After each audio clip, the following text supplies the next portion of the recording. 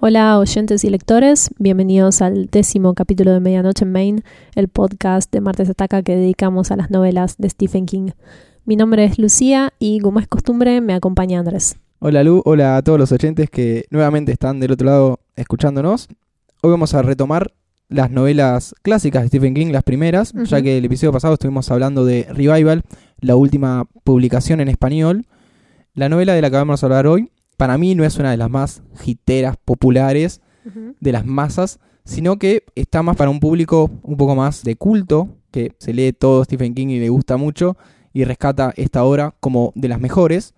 Yo por alguna razón no estoy de acuerdo, pero me faltaría leer un montón para poder decirlo. Sí, creo que, por lo menos el motivo por el que yo la elegí para que forme parte de este podcast va por ese lado. Si bien no es una de las novelas más famosas, o quizás ni siquiera más emblemáticas de Stephen King, me parece que es la primera que empieza a hacer el intento de contar algo que no tiene que ver meramente con asustar. Y ese algo es lo que venimos hablando en este podcast, es ese subtexto, esas temáticas indirectas en las novelas. Pero a pesar de que no la consideraría una de las mejores, es esa intención lo que la vuelve especial para los que llevamos un rato leyendo Stephen King. Bueno, por empezar, a mí es un género que no me... Pero no dijimos el nombre todavía de la novela. No. Vamos a hablar de Salem Slot. Salem Slot, la segunda novela publicada, viene inmediatamente después de Carrie. Sí. Bueno, como decía, el género vampiro no es algo que domine mucho. Tal vez un poco porque no me interesa, pero con Salem Slot me dio un empujoncito a... Mirá, se puede tratar de esto también. Es una buena manera de empezar porque no es un género para todos.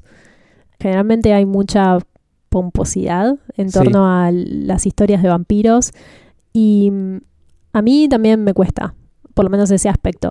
Salem Slot tiene la ventaja de estar modernizado y bastante despojado de todas estas características estéticas más góticas. Y algo que le pasó a Stephen King antes de publicarla es que él tenía, por un lado, Salem Slot, por otro lado tenía Carretera Maldita, y su editor le dijo, si elegís Salem Slot, te van a catalogar como escritor de terror. A lo que Stephen dijo, que me cataloguen como quieran, con tal que yo pueda pagar mis impuestos y poner un plato de comida en la mesa. Sí, algo así fue. Sí. Yo estoy bastante de acuerdo igual con esa respuesta. Es una de las cosas que me gusta de Stephen King porque a veces el mambo de lo creativo y lo artístico que conlleva ser escritor, nos olvidamos que ser escritor es un trabajo. Y para el momento en que Stephen King tuvo la oportunidad de publicar Salem Slot, él no sabía lo que iba a suceder, tampoco sabía si a Salem Slot le iba a ir bien. Sí. De hecho, Carrie ni siquiera había sido un bestseller, si no me equivoco. Yo, si no tengo mal la data, el primer bestseller de Stephen King fue The Shining. Sí, bueno, Carrie venía bien, eso sí. Le aseguró una buena guita, pero un tema también que pasa con los escritores es que puedes sacar un libro, reventarla y nunca más. Y nunca más la pegaste. One hit wonder literario. Exactamente. Así que era un riesgo y le puso muchas fichas. Y le fue bien, creo. Pareciera. Sí. Si querés, ya podemos pasar directamente a contar de qué trata Salem Slot. Volvemos a advertir al público, si no leyeron o si no vieron, si no quieren saber nada o prefieren leer el libro antes, vayan, háganlo. Este es un caso de esos en que les recomendamos mucho más leer que ver. También, eso también. Así que, bueno, mucho más. Vamos a contar lo más interesante que pasa en la novela, así que si no saben nada... A otro episodio. Chau. Bueno, Salem Slot es un pueblo al que Ben Mears, un lugareño, regresa después de muchos años con la intención de escribir un libro sobre una casa que él denomina la casa de los Marston, por las personas que antes vivían allí, que tiene un aura bastante oscura y que daba asilo a personas un poco malvadas. En su retorno a este pueblo, Ben empieza a conocer a algunas personas, se reencuentra con Matthew Burke, un profesor, conoce a Susan Norton, quien pronto se convierte en su novia, y tiene con ellos algunas conversaciones sobre esta oscuridad de la casa, una experiencia que él tuvo de niño en la misma, y se empiezan a barajar algunos tópicos sobre cómo esa casa está anclada en el mal. Ajá. Simultáneamente hay otro visitante en el pueblo que es un hombre llamado Richard Straker, llega para alquilar la casa de los Marston en nombre de alguien que no muestra su cara por el pueblo. Aparentemente él es un mensajero de una persona muy poderosa que está en un viaje de negocios. Este hombre llega, se instala, pone un negocio en la ciudad y se muda a la casa de los Marston. Al poco tiempo de que estas dos personas, Ben Mears y Richard Straker, lleguen a Salem's Lot, se produce la desaparición de un niño. Este niño, Ralphie Glick, estaba cruzando el bosque con su hermanito Danny Glick y nunca sale. Danny regresa solo a su casa, al cabo de unos días sufre una anemia muy particular y muere. Hacen el entierro en el pueblo, pero Danny Glick no permanece bajo tierra demasiado tiempo porque el sepulturero tiene la impresión de que Danny está despierto. Ajá. Y cuando abre la tapa del féretro, así es. Danny va a ser el primero de muchos en esta ola de vampiros que va a azotar Salem's Lot. Ajá. Hasta ahí, en líneas generales, es la trama de Salem's Lot. O el principio, al menos. Uh-huh. Bueno, estaría bueno hacer un parate y hablar un poco sobre por qué Stephen King se anima a hacer una novela sobre vampiros. Sí, sobre todo viniendo de Carrie, que pertenece a un género bastante ambiguo. Por algo él se le presenta esta disyuntiva entre publicar Roadwork o Salem's Lot. Carrie no sé si es estrictamente de terror. En cambio, los vampiros ya están tomando partida por un género con más carga histórica. Sí. De ahí también surge esta modernización que Stephen King hace sobre los vampiros. Sí, se basa en el Drácula de Bram Stoker, que es una novela que escribió en el 1897. Sí, Stephen King la leyó de pequeño. Sí, a los 10 años estaba leyendo eso. Guarda, no hagan Bueno, eso. yo leí Pet Sematary a los 12 y ya sé qué consecuencias trae. Sí, lo están escuchando.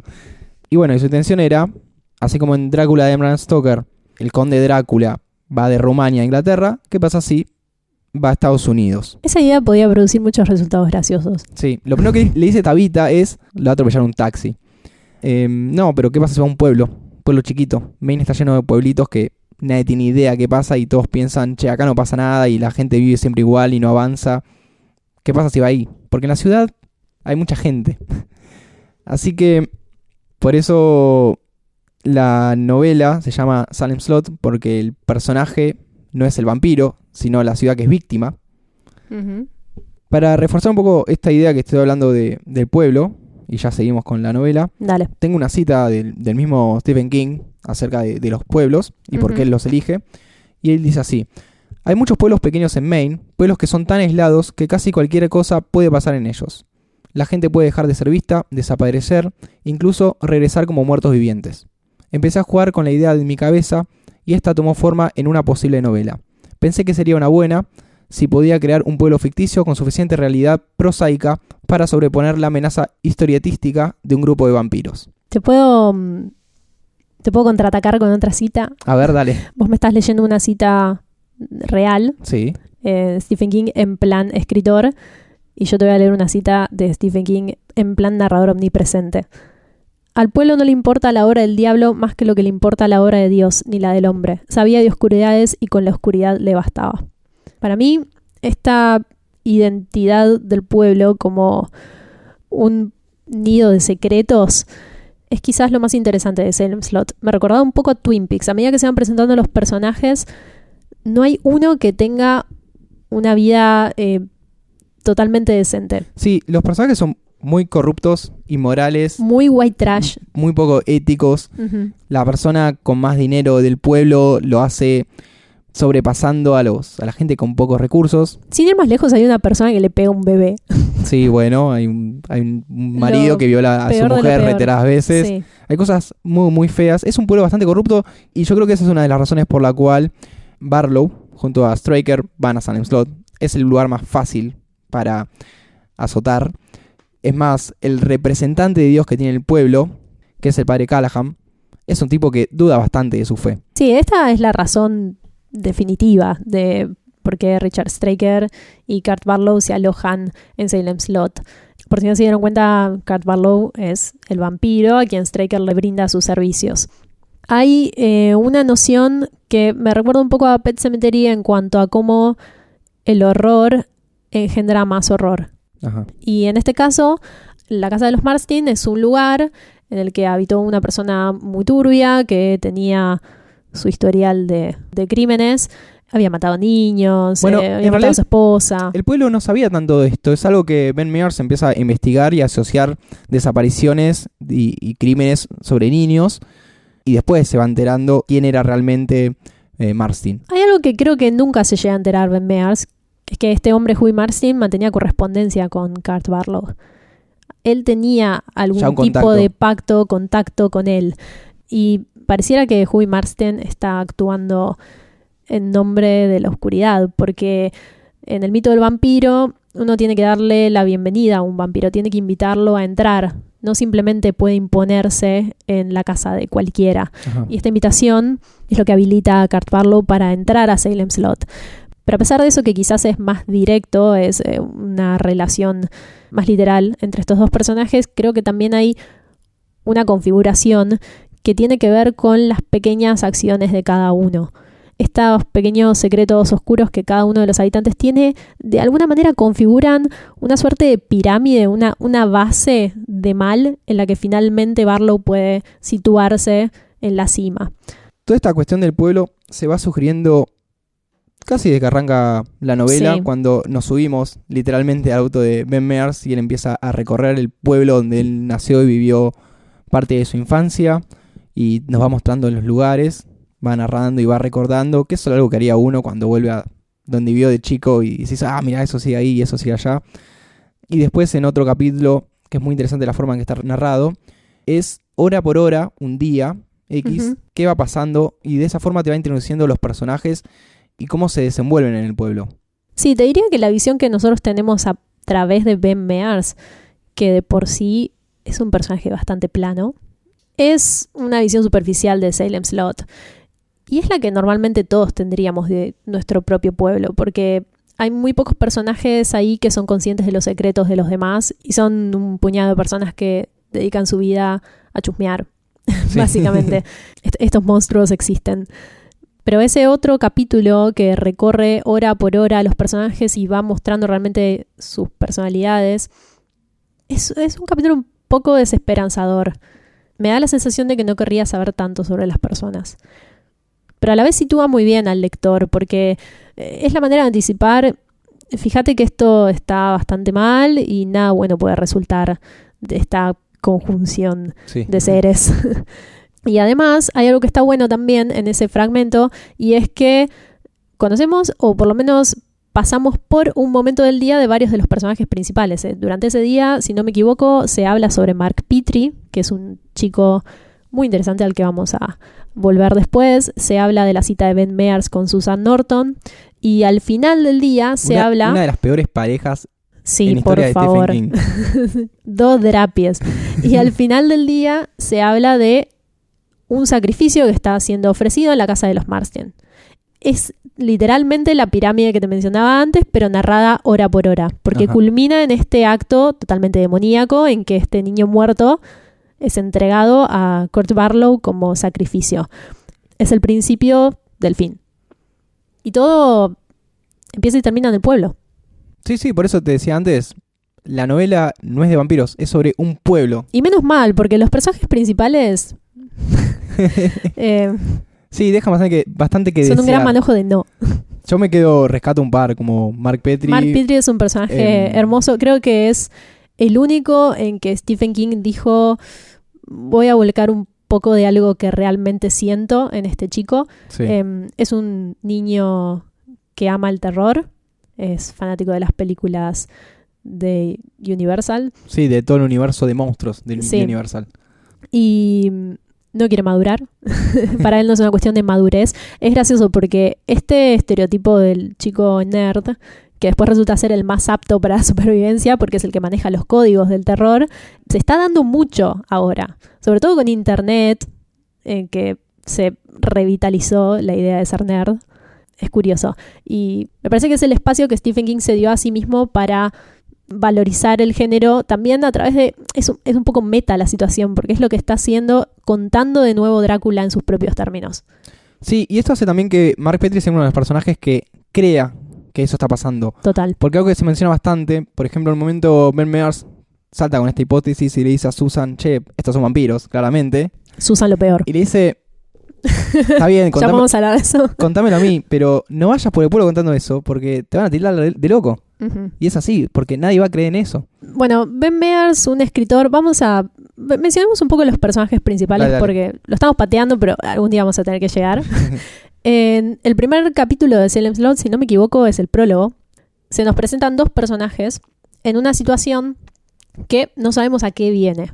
Esos personajes, muy poco después nos enteramos que son Mark Petrie y Ben Mears, un chico y un escritor que no están relacionados, pero por algún motivo han quedado juntos, varados en una iglesia, sin hablar, aparentemente temerosos por algo, sin rumbo. Fugitivos. No sabemos nada de ellos, sí. Ese primer capítulo es muy lindo. Es muy lindo cómo se nos presentan con una gran incógnita estos dos personajes. Después, cuando esa incógnita se responde, nos damos cuenta que Ben Mears no tenía nada para contar. Pero Mark Petrie es un personaje muy lindo. Inmediatamente después se nos empiezan a presentar estos otros personajes a medida que Ben Mears recorre el pueblo. El primero ya lo mencionamos, es Matthew Burke, el profesor. Sí. Un viejecito simpático que cree en los vampiros. Que fue profesor de Benjamin, cuando era niño, cuando vivía en Salem Slot, y entonces para él es como el niño que se fue del pueblo y terminó escribiendo y publicando bestsellers. Es más, en un momento Ben le dice a Matt, vos podrías haber escrito esto. Y dice, no, pues yo no tengo lo que tenés vos, que es talento. Pero bueno. Bueno, sí, el chupamedias de Matthew Burke. Después está Jimmy Cody, que es un médico, Sí. que no corta ni pincha. Susan Norton es el interés romántico de Ben Mears, una joven rebelde. Ni siquiera. O sea, una chica que le gusta a Ben Mears. Una chica indecisa. Sí, no sabe muy bien lo que quiere, pero está segura que algo debe querer. Sí. Y bueno, más adelante, conocemos a el padre Callahan, que sí es un personaje ya con algunos grises más debatibles. Sí. O que por lo menos suscita algunas nuevas preguntas.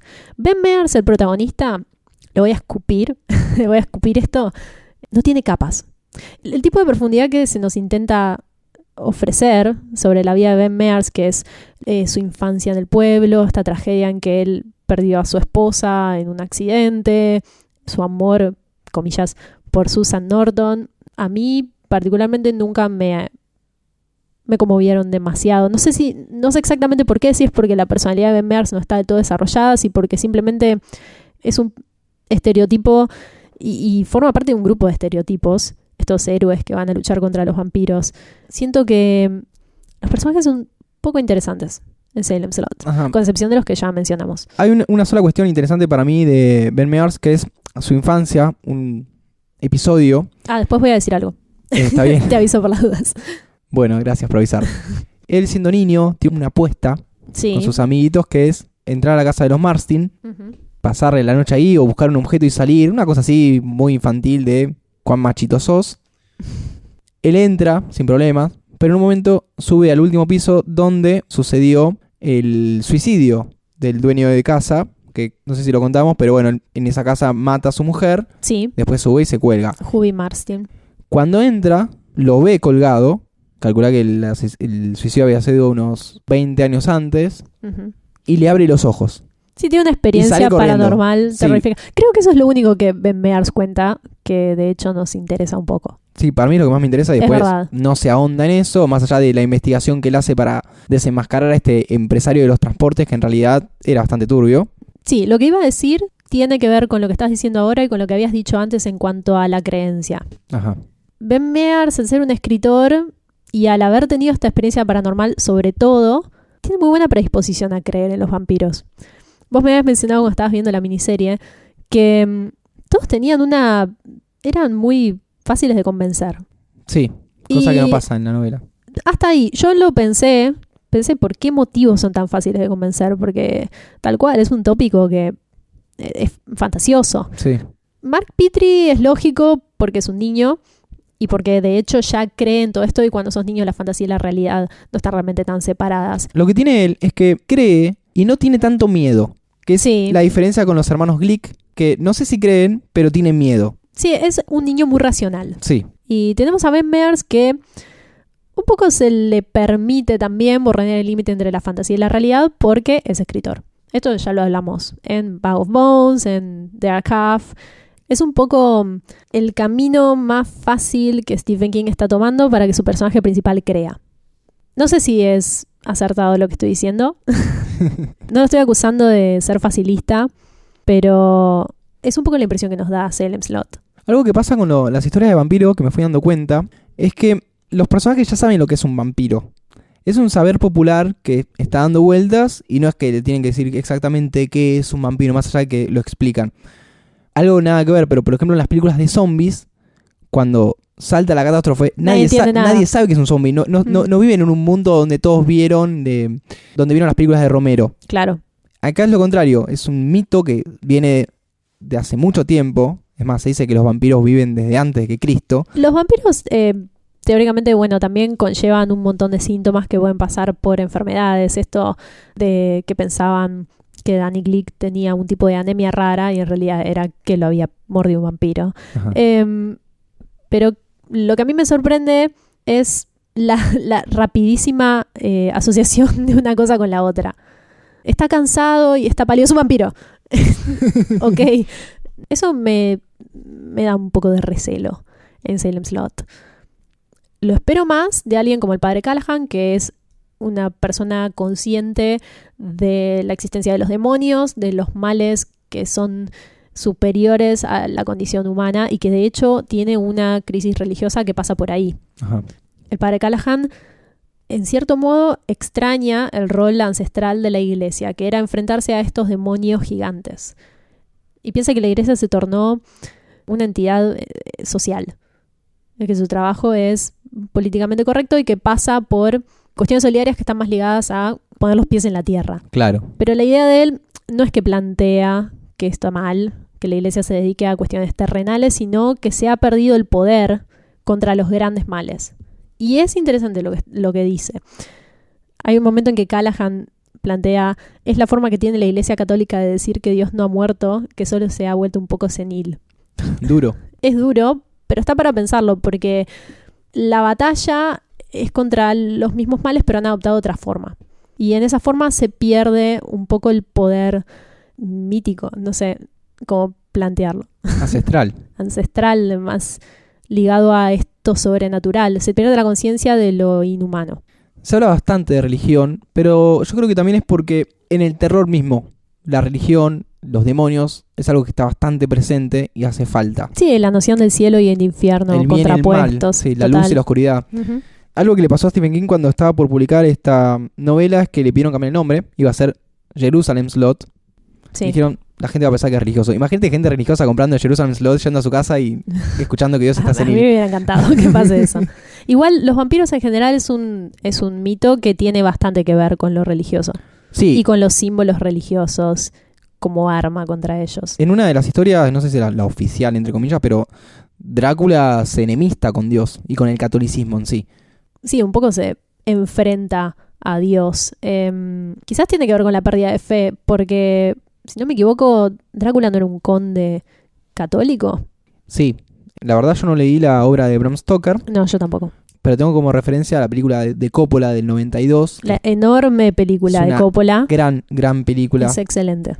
Se muestra cómo Drácula, este conde, se va... Perdón, teóricamente esa película es la adaptación más fiel a la novela de Stoker. Por algo se llama Teóricamente. Bram Stoker's Drácula. Sí, Sería como Coppola's Bram Stoker's Drácula. sí, un quilombo. Bueno, en la intro, los primeros 5 minutos, que son geniales, impecables, Ujú. se lo ve a este Drácula que es muy creyente y tiene que ir a una guerra, siendo él de la nobleza, va, porque el ejército contrario es superior en números.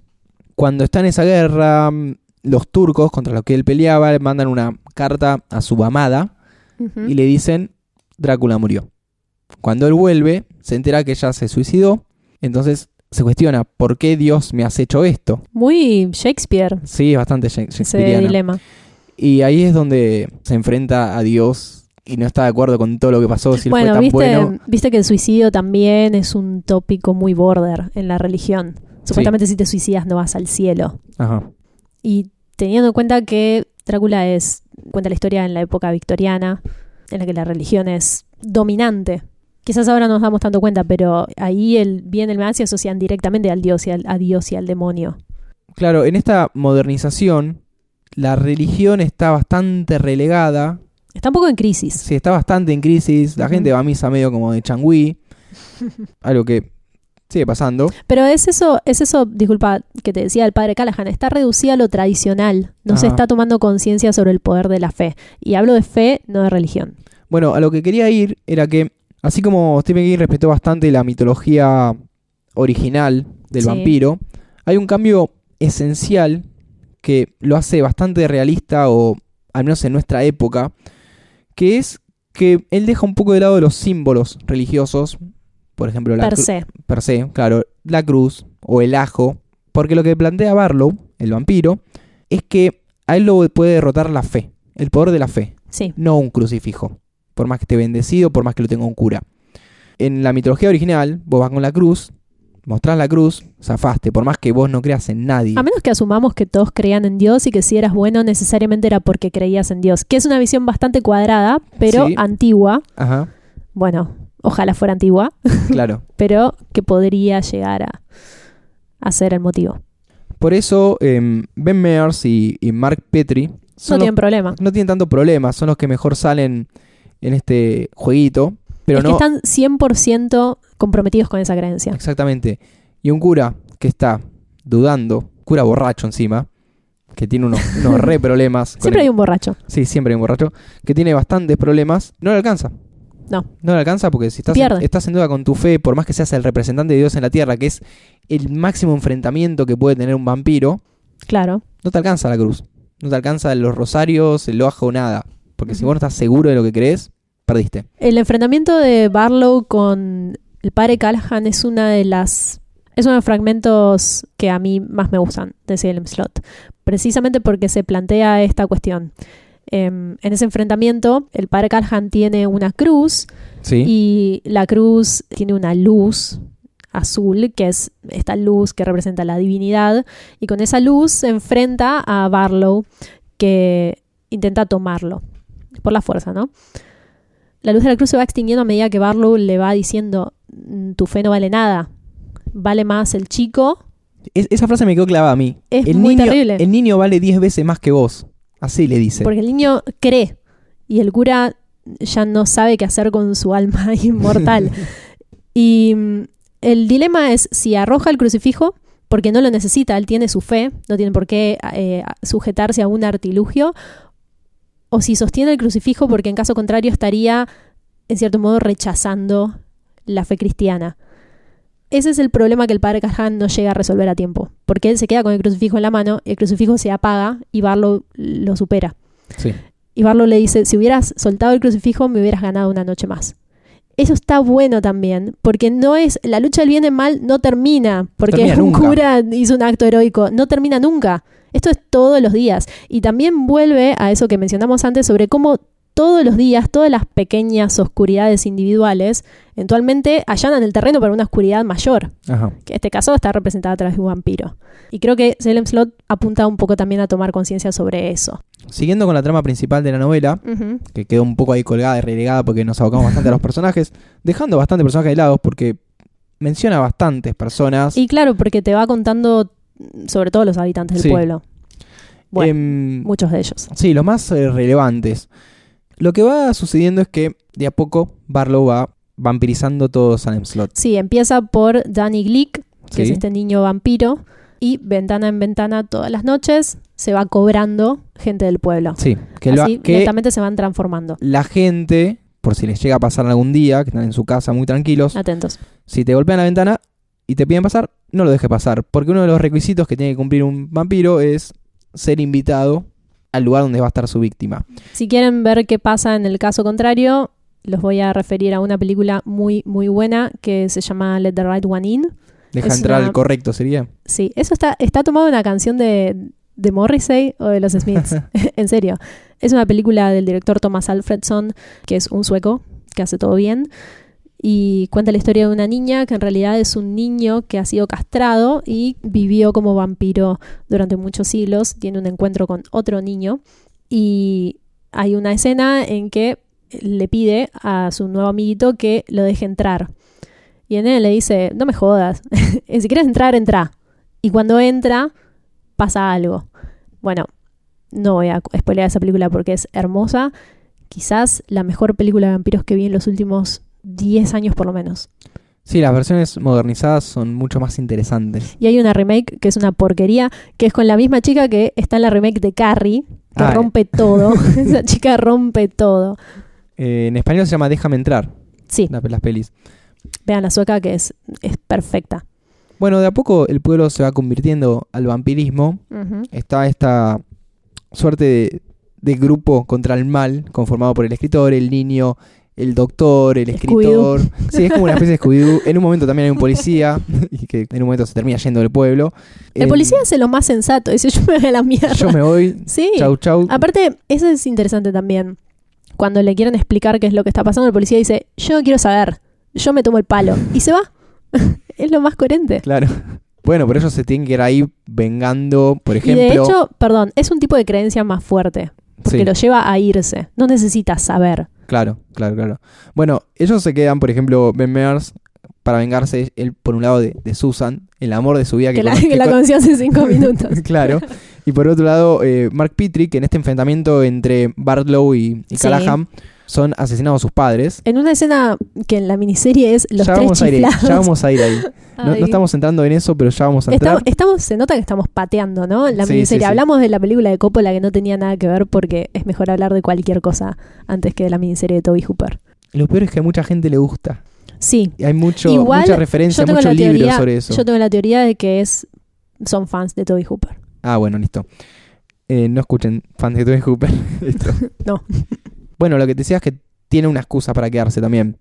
Para ir a buscar al vampiro, para ir a matarlo. Claro, una venganza. Una venganza. Una vendetta. Algo que los lleva. Por eso, cuando empieza Nueva Voz, lo tenés a Ben Mears y a Mark Petrie, que no están enlazados genéticamente, no son nadie entre sí, más allá de compartir un pueblo que en algún momento vivieron. Porque no tienen nadie más. Claro. Perdieron a todos, entonces por eso están tan abocados. O sea, el policía agarra a su familia y se va a la mierda. Ujú. No lo voy a dejar que pase todo esto acá. Pierden todo, pero se mantienen juntos por esta creencia tan fuerte. Sí. De hecho, los padres de Mark Petrie mueren un poco por no creer, porque cuando el padre Callahan lleva a Mark a su casa y trata de explicarles cuál es la situación para reunirlos, porque Mark estaba con este grupo de adultos que no tenían ninguna relación con él, los padres de Mark se niegan a creer. Y ahí es cuando Barlow entra por la ventana y se produce este enfrentamiento con Callahan, que de hecho cambia su vida por la de Mark Petrie. Claro. Y en el enfrentamiento pierde. Pero no lo mata. Eso es muy interesante. Le hace Sí. beber su sangre, la sangre de vampiro, y se va. Ujú. Este personaje, como sabrán los ultra fanáticos de Stephen King, reaparece en, si no me confundo, el tomo 5, 6 y 7 de La Torre Oscura. Mira vos. Pero tema aparte. La Torre Oscura, podcast aparte. Sí, no, son demasiados libros. ¿Qué son? ¿8 libros? Sí, creo que sí. Y muy contundentes. Total. Hay varios personajes que van reapareciendo en La Torre Oscura o que se mencionan un poquito, pero nada, es parte del universo de Stephen King. ¿Te parece que estamos listos para abordar el oscuro asunto de la miniserie? Sí, no nos queda otra. Y vamos a hablar de una sola miniserie, que hay dos. Hay dos adaptaciones que Hay una tienen cada secuela. una 2 capítulos de 1 hora y media cada uno. La primera es de los años 80, ¿no? O de los años 70. 79. 79. Esta novela, no sé si lo mencionamos, pero es del año 76. Sí, no, 75. 75. Y la otra es del 2004. Sí, Sí. un poquito más nueva. Bueno, Nosotros vimos solamente la primera, que está dirigida por Toby Hooper. La Para clásica. mayor referencia, el señor que dirigió The Texas Chainsaw Massacre y Poltergeist. Y digo Poltergeist porque en realidad el mito dice que la dirigió Steven Spielberg, que por contrato no podía dirigir otra película porque el mismo año había dirigido E.T. o algo así. Y bueno, está esa... mira vos, se llevó todo el rédito. Poltergeist es muy buena. Y Pero después en su carrera no lo pudo confirmar o reafirmar. ¿quién? ¿Toby Hooper? Sí, Por eso. Ah, listo. No, Ahí no. viene el tema, ¿cómo puede ser? claro. Bueno, De Steven Spielberg esperábamos esa magnitud. sí. Stephen King venía de Carrie, de Di Palma, que explotó, le fue bastante bien. Entonces, los estudios Warner lo primero que dijeron, vamos a comprar los derechos. Voy a hacer una breve historia, después vamos Está muy bien, a la sí. crítica. Queremos saber cómo fue que pasó esto. ¿Cómo se llegó a esto? Que es muy importante. Bueno, compran los derechos de la novela, en el 77 fue esto. Empezaron a encargar guiones a diversos guionistas, mismo a Stephen King. No les cerraban ninguno, les parecían todos muy largos o muy desastre. se fue pateando. Se pensaron en directores, se pensó en Romero, se pensó en Friedkin, que es el director de El Exorcista, y también en Toby Hooper, director de La Masacre de Texas. Que está re buena igual. Una gran película es con muy poca plata. Una cosa lleva a la otra, el proyecto no salía, se cajoneó. Una trunk miniseries. Sí, quedó ahí. No, pero iba a ser película. Ah, ¿sí? Y por eso te digo, iba a ser película. Y quedó cajoneada. No funcionó. Un productor encuentra esto, bueno, la Warner ya había pagado los derechos, hay que usarlo de alguna forma. Entonces se deciden, bueno, hagamos una miniserie. Los guiones son largos, lo partimos al medio, ya está. Cuando salió esto, se dio el ok, dijeron, bueno, se pueden hacer 3 horas y media de filmación para el 79. Creo que eran 4 millones tienen para esto, mándense.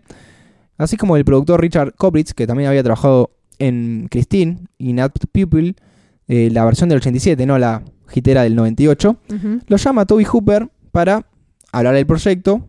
Y Toby Hooper de paso le dijo, mira, yo no estoy nada, así que dale para adelante.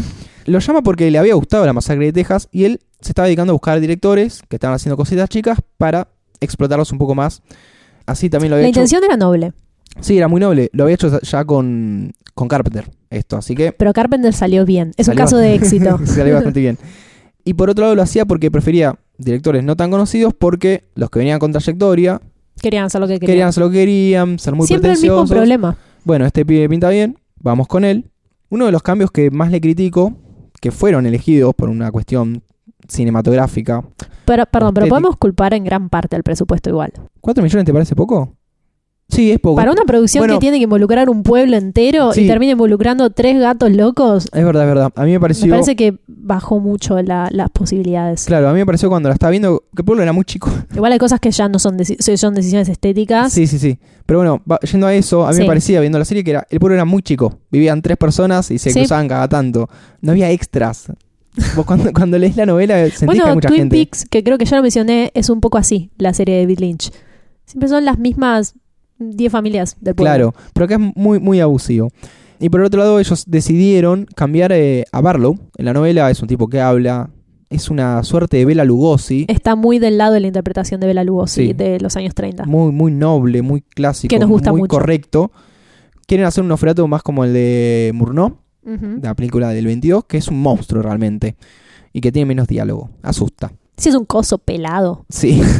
Que bueno, si buscan Salem Slot, la primera imagen que ven es ese monstruo. A mí me gusta igual. Está bueno, pero cuando uno va a la novela... Está mal filmado. Y lees los diálogos... No, pero hablando más del vampiro. De la caracterización. Lees los diálogos y dices, che, pucha, se perdió tanto. Se pierde todo el debate. La pelea con Callahan. Totalmente. Es horrible. En la miniserie, ese enfrentamiento con Callahan, que es súper filosófico, Richard Straker hace un poco de ventrílocuo de Barlow. Sí. Y eso es muy triste. Y cómo mata a los padres que golpean las cabezas entre sí, se caen. A los padres de Mark Petrie. Sí, y ya dan por sentado que están muertos. Los 3 chiflados. Es muy malo eso. Exactamente igual. Pero cosas que se hicieron bien fueron, por ejemplo... ¿No podemos seguir hablando de cosas que se hicieron mal? No, te menciono un par y después la destrozamos. Okay. Pero era la entrada de los vampiros por la ventana. Una cosa... Eso es una de las cosas que yo más quería ver. ¿Por qué? Porque una cosa que dijo Toby Hooper es, si ponemos hilos, los hilos siempre se ven. Sí. Siempre se ven. Entonces usaron brazos mecánicos. De atrás. Ahí se fue todo el dinero. Claro, de ahí se fue toda la plata. De atrás de los actores había un brazo, entonces vos nunca ibas a poder ver que lo sostenía. Hay muchas cosas que están bien en esa escena, además de la ilusión de flotar. ¿Qué es lo que más miedo da? Para mí es lo único que da miedo. Y de hecho, qué bueno que lo hicieron bien, porque en el libro es una de las cosas que a mí más me habían aterrado cuando lo leí. Este es un libro que yo leí también cuando era adolescente. Me lo habían prestado, me lo prestó una amiga de la escuela. Y lo leí una sola vez, así que las cosas que habían quedado impregnadas en mi memoria realmente se ganaron ese lugar. Claro. Y habían sido muy pocas. Una había sido este fragmento en que Danny Glick va a buscar a Mark Petrie para convertirlo y se flota fuera de su ventana, le toca la ventana y le pide que lo deje entrar. Y esto es un detalle ya en un tono más personal, pero por algún motivo recordaba que en ese fragmento Danny Glick estaba vestido de payaso. Ah, mirá. Pero no era así. No es y así. Cuando lo releí para grabar este podcast, me sorprendió mucho que no fuera así, porque hubiera jurado que era así. Hiciste una conexión muy rara. Había hecho un mashup de 2 miedos terribles. Pero sí, esa parte está bien en la miniserie. Qué alivio. Bueno, si querés, seguimos hablando de las cosas que están mal hechas. O que a cosas nosotros, que están mal hechas. O que a nosotros nos parecen que están mal hechas. No. Hay cuestiones que son universales. Los ataques del vampiro Yo quiero aclarar que no vi la miniserie entera porque habré visto 1 hora y dije, esto no va hacia ningún lugar y no tengo 3 horas para ver esta miniserie. Vi las partes que quería ver y le dejé el trabajo sucio a Andrés. Yo dejo todo por este podcast. Sí, él está realmente comprometido. Los ataques del vampiro en las primeras secuencias que tienen unos close-ups muy extraños con una mano de golpe, no sé cómo describirlos, pero son caricaturescos, son ridículos. ¿Sentiste miedo en algún momento? No, lo que más miedo me dio, entre comillas, fueron los niños en la ventana. Creo que nada más. Contale a los oyentes de Medianoche Men qué fue lo primero que me dijiste cuando viste la miniserie. Que me costaba mucho tomarme en serio el género. El género, ya muy violento. Ya que me costaba el género vampiro, era como, che, esto es una cargada. Fue una mala manera de encararlo. Por eso me sorprende que haya tantos fanáticos o tantos adeptos a esta miniserie. Creo que hay por ahí análisis de cámara, de movimiento de cámara que están buenos. Hay como un trabajo quizás más subrepticio, por decirlo de alguna manera, pero en lo inmediato y en el guión creo que no se ve. No estamos diciendo que Toby Hooper sea un mal director en absoluto, pero en esta miniserie hay muchas cosas que no funcionan en conjunto. Bueno, están los mashups de personajes. Sí, igual eso no me voy a quejar porque pasa siempre y es una cuestión de adaptar un guión de un lenguaje a otro. El único que se queja de eso es Stephen King, que no le gusta que le toquen sus personajes. Y bueno, él es un escritor de personajes, claro, yo lo comprendo, pero ya fue. Sabes qué va a pasar. Lo peor de todo es que los primeros minutos son muy interesantes. Pareciera que promete. Prometen muchísimo estos dos fugitivos que están ahí viendo qué pasa con un agua bendita que les brilla y después decae totalmente. Sí, decae. Pero nunca bueno, sube en realidad. Lo que sí es bastante fea la novela es este amorío entre Ben Mears y Susan Norton, que es malísimo. Totalmente. Tipo, se conocen y flashean amor de verano. Frío y totalmente innecesario. Siento cero empatía por esa relación. Susan Norton tiene un gran momento en la novela. Ajá. Que no sé si está en la miniserie porque quizás es una de las partes que pasé rápido, pero es cuando la convierte en vampiro. Porque, no sé si se entendió, pero por lo que contamos sobre el principio de la novela en que solamente quedan Mark y Ben, todos los demás de este grupo que quería luchar contra los vampiros que estaban conquistando Salem Slot fueron cayendo en la batalla. Contamos cómo cae el padre Callahan. Matt Burke se muere de un paro cardíaco totalmente. Sí, es una de las pocas personas que muere por una causa natural. Sí, bueno, tuvo suerte. Sí. Se lo merecía igual porque era un copado. Y Susan es convertida. Y Jimmy Cody, que es el médico, creo que lo mencionamos de pasada, también tiene un gran momento. Susan Norton y Jimmy Cody tienen 2 muertes excelentes que no merecen. No merecen esas muertes increíbles. Son 2 de las cosas que yo recordaba de la novela cuando la leí la primera vez y no están en la miniserie tal cual yo las recordaba. Susan es convertida y cuando la van a buscar de una manera muy estúpida, además, fue sola a la casa de los Marston. Así, voy a matar a Barlow. Bueno, pero ella se lo cruza antes a... Pero Mark Petrie es un niño, es lógico que él esté ahí, tiene un pero, y él le explica, delirio de aventura. Le explica, tipo, con estas cosas, con estas tacas no vas a poder hacer nada, le explica. Es una panchedad por parte de Susan Norton y, bueno, merecía su destino.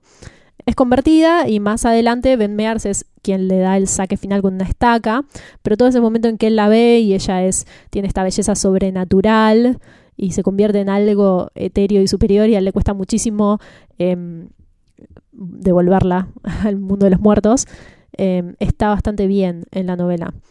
Y la muerte de Jimmy Cody, que es muy maquiavélica, me encanta, que tiene lugar en la casa de los Marston, o si no recuerdo mal, quizás recuerdo mal, pero el punto es que Jimmy quiere bajar a un sótano y la escalera se adentra en la oscuridad, entonces él no logra ver que la escalera está cortada por la mitad. Y cuando baja por la escalera y se cae adentro del sótano, cae y es empalado por un montón de cuchillos que están apuntando hacia arriba, clavados en una tabla de madera.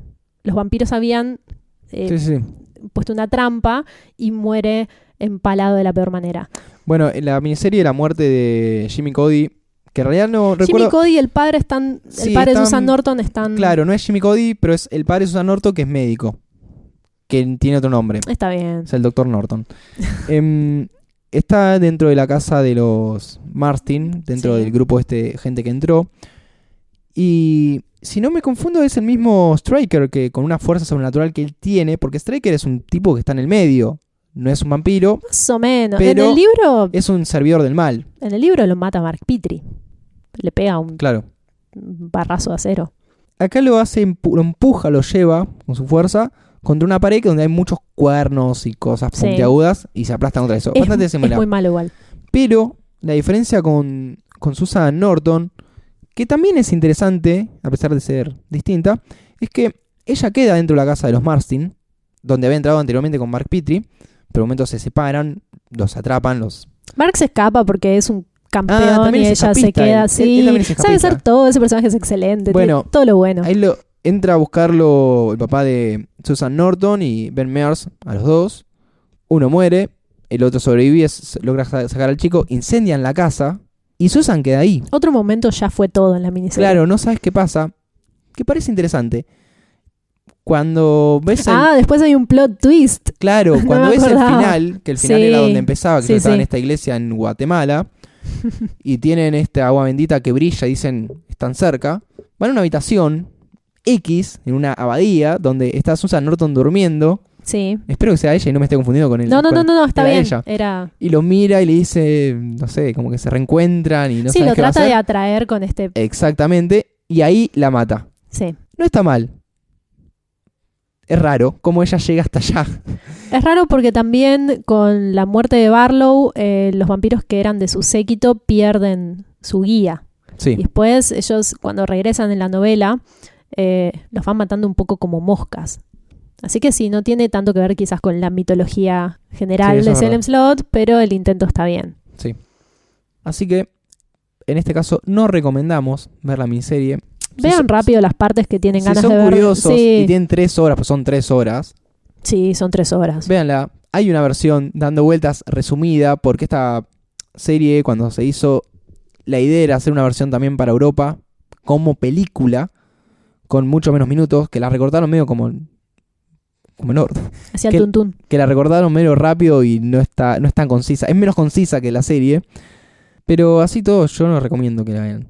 Voy a ser sincero. Pero ¿Sentís que fuiste defraudado? exactamente. Hay muchas cosas que no me gustan estéticamente de la miniserie de Salem Slot. Tal vez tendríamos que haber visto la nueva. Sí, yo vi la intro y un par Igual de las minutos, remakes tampoco prometen nada, pero... pero bueno, a mí me parece un poco más interesante. Pero también son otras 3 horas que alguien tiene que gastar en verlas. Si alguien lo quiere hacer y contarnos, bienvenido sea. Me encantaría enterarme que en la miniserie nueva está la escena que no está adaptada en la vieja, que es la del autobús lleno de niños vampiros. Porque eso es hermoso en la novela. En la parte que llegué a ver de la miniserie del 2004, hay un conductor y hay un micro con niños. Bien. Pero no sé qué si después vuelve. Ahora la Ok, tengo que ver. ahora tenés que ver. Ahora tengo que encontrar un hueco de 3 horas Sí. para ver la miniserie. Pero bueno, ya que estamos en el mundo audiovisual, estaría bueno recomendar películas relativas al tema de los vampiros.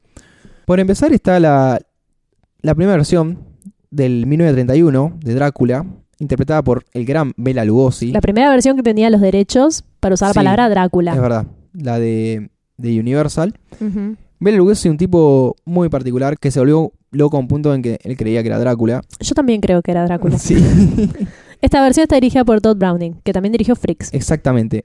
Vean Freaks también. No tiene nada que ver, pero véanla. Pero de Drácula tenemos para decir que es estéticamente impecable.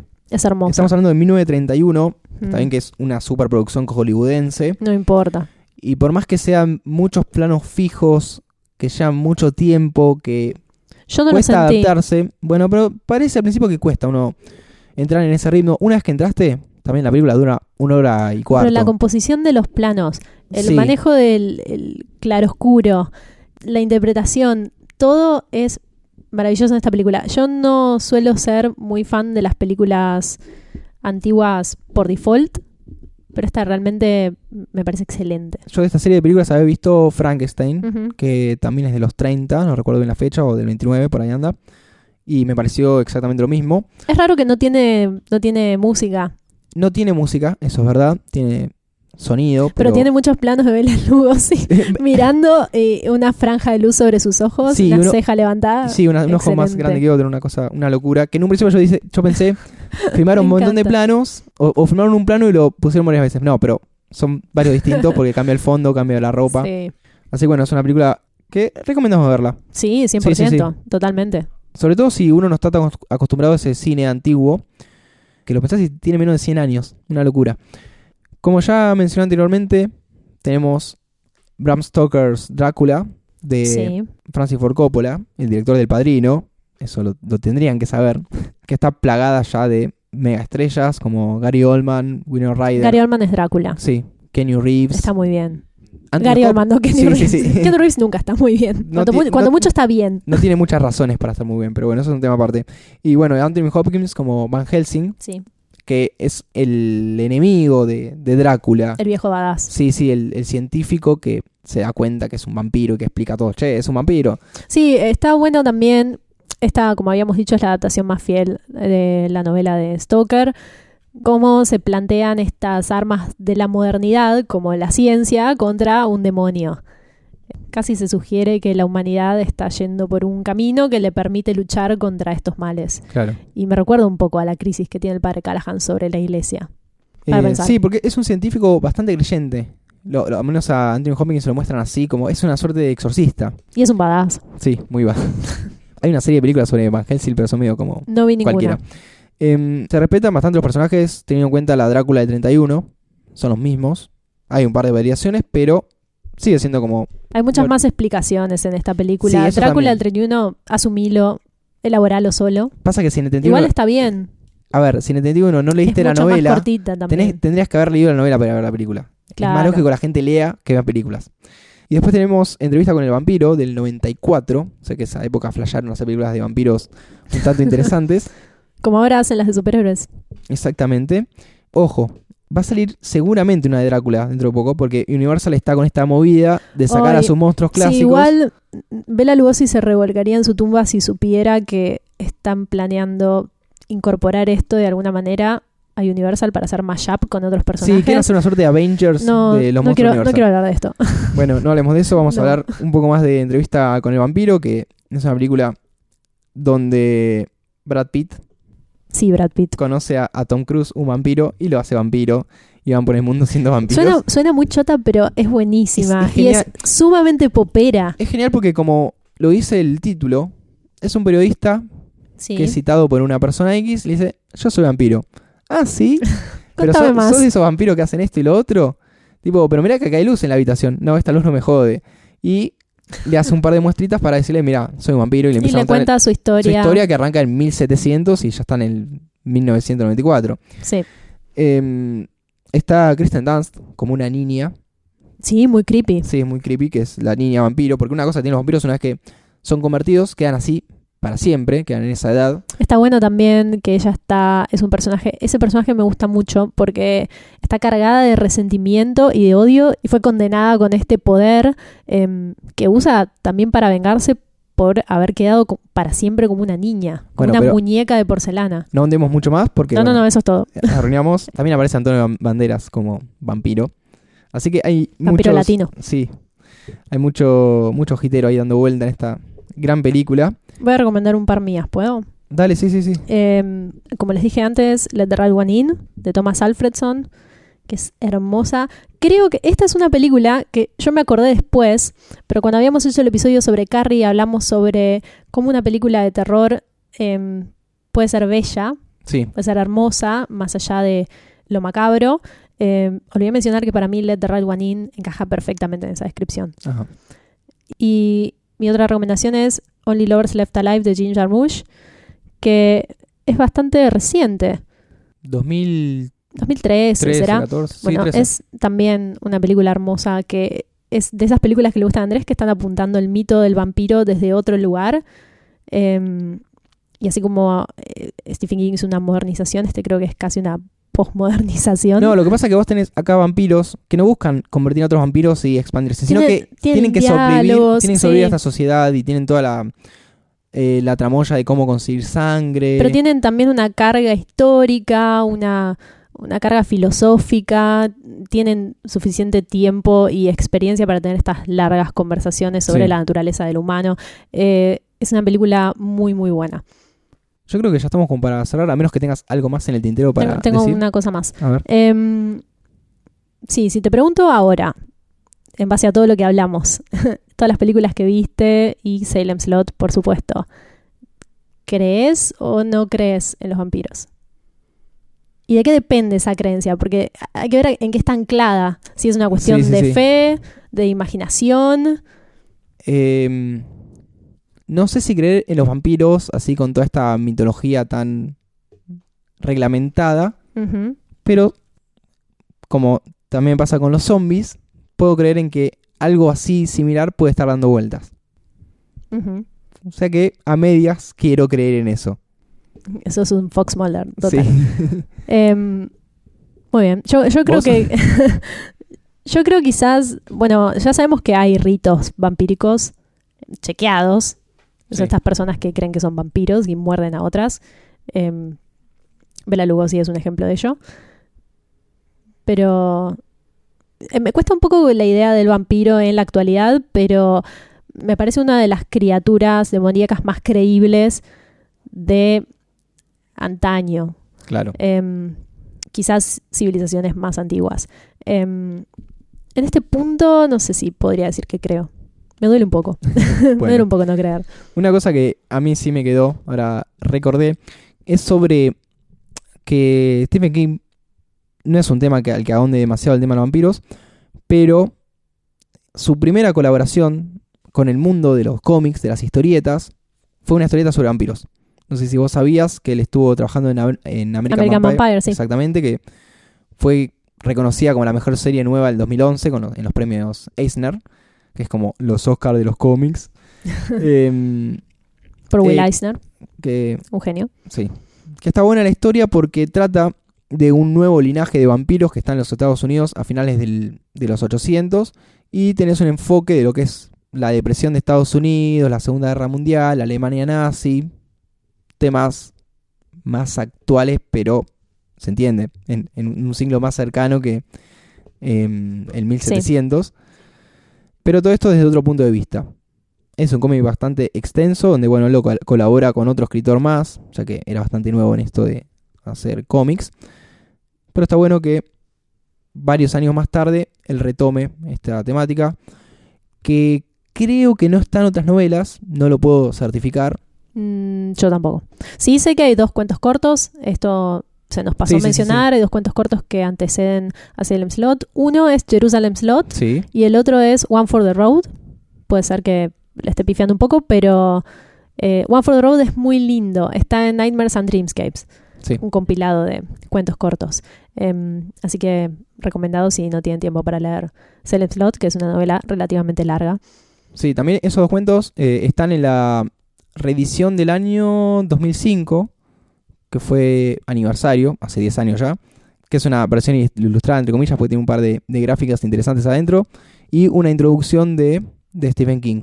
La introducción es muy linda. Sí, y son varios años después, es otra mentalidad. Y sí, no, pero es muy linda, y las notas finales de la edición del 99 también, sí, que son las que cuenta un poco cómo fue que se acercó a Drácula y, por otro lado, a los cómics de ese, y de donde surgió la idea de combinar la esencia de las 2 cosas para escribir Salem Slot. Y ya que estamos hablando de estas notas, nos podemos ir con una cita de la versión del 2005 que tiene que ver directamente con esto que hablábamos sobre la creencia.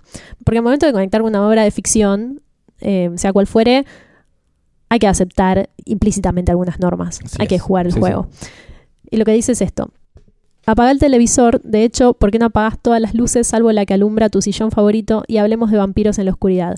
Creo que puedo hacerte creer en ellos porque yo también creía en ellos mientras trabajaba en este libro. Y de paso apaguen este podcast que ya está terminando. Mi nombre es Andy. Mi nombre es Lucía. Y esto fue un nuevo capítulo de Medianoche en Maine. Hasta la próxima y que tengan buenas medianoches.